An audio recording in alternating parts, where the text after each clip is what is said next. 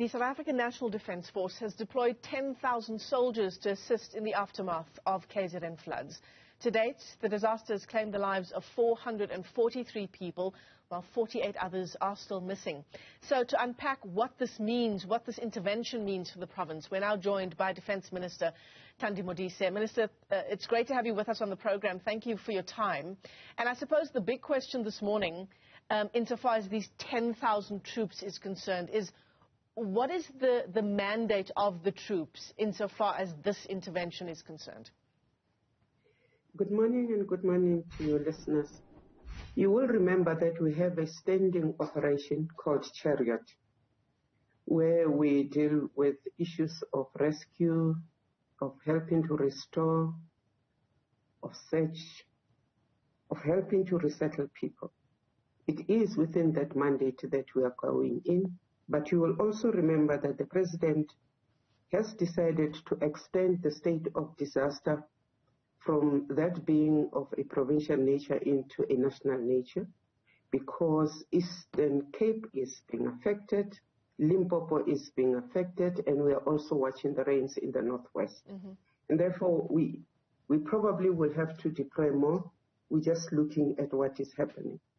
So we are within that mandate, and in fact, one of our objectives is to look after the lives as well as the integrity of a country. But so far, we have managed to get into KZN with search and rescue, with helicopters that have host facilities.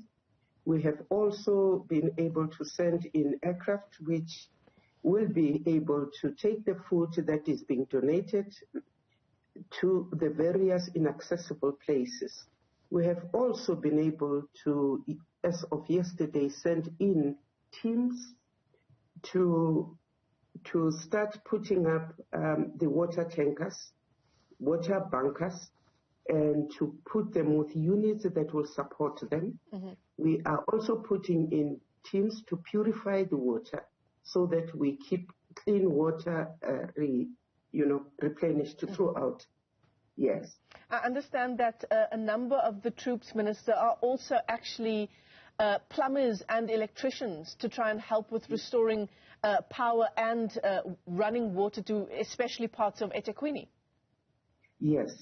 But as I say, we will extend that to all other affected areas. We have also sent in tents. We are sending more tents to Ugu because people have no housing at all there. So we will be part of the plan that is unfolding in government, because you've got to look beyond these floods. Clearly, with the state of the earth and the soil as it is, you are not going to immediately start rebuilding houses. So government must look at temporary resettlement areas. And already we do know that we've got a works formation in defense, and they will be looking at helping out with those plumbers, those electricians, those builders, and those people who are busy with ironmongering in the defense force are at the beck and call of the province and the national to make sure that that temporary resettlement plan of government is successful. Right. So we're ready in whatever way we can.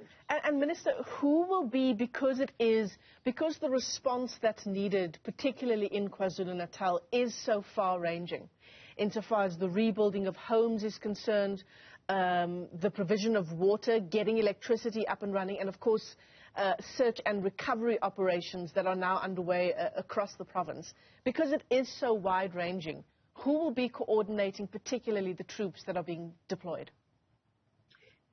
Look, the troops are put under the command of the National Joint Action. You will know that there is a cluster of ministers who are leading the disaster management. Menko Sazana, and several other ministers are in there. So we're looking at everything. So the troops will be working joint in hand there. But our Chief of the National Defense and our Chief Air Force have taken a particular keen. They have, I think yesterday they were taking another round again just to look at what is beginning to develop, what has developed and where the most damage has been caused. They are watching the skies, they are watching the territory, they are plotting so that we can be ready with plans to contribute towards the rebuilding of both KwaZulu-Natal and the Eastern Cape. Yeah. So 10,000 troops for now, Minister. You did say that there were other parts of the country that are also being watched. How many people, how many further troops do you reckon might be sent to other parts, including the Eastern Cape? We have not quantified that. We are looking at the possibilities. If the damage is minimal, if the provincial structures can cope, I suppose so. But we will be having other troops on the ready. I cannot give you the figures right now. Right. But for now, I know that we are sending at least 10 battalions are ready. Companies are ready. We are ready to deal with the two provinces as they are developing right now. That is Eastern Cape and KwaZulu-Natal. Reports of looting also taking place in parts of KwaZulu-Natal, particularly in Umlazi, Minister. Some videos circulating on social media of that kind of looting taking place. Is this something that those troops would be expected? Is this a situation they would be expected to intervene in and perhaps prevent further cases of? We are hoping that South Africans will really have a conscience that they will not loot. We are also aware that in the first few days, we saw people around the harbors trying to loot.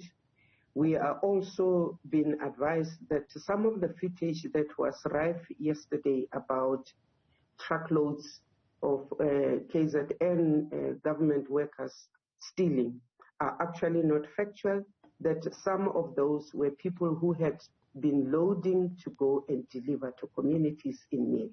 But we are keeping a watchful eye.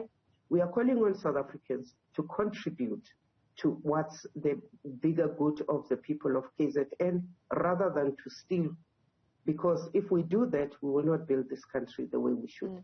So is that a yes, Minister, that the Defence Force will be expected to intervene? It is a yes, but remember the Defence Force has no powers of arrest and so on and so on. They will be working within the mandate of support of the South African police. They are, in fact, together where they are deployed, and that will not, any criminality of whatever type will not be allowed. Defence Minister Thandi Modise, let me thank you very much for your time this morning on the AM report.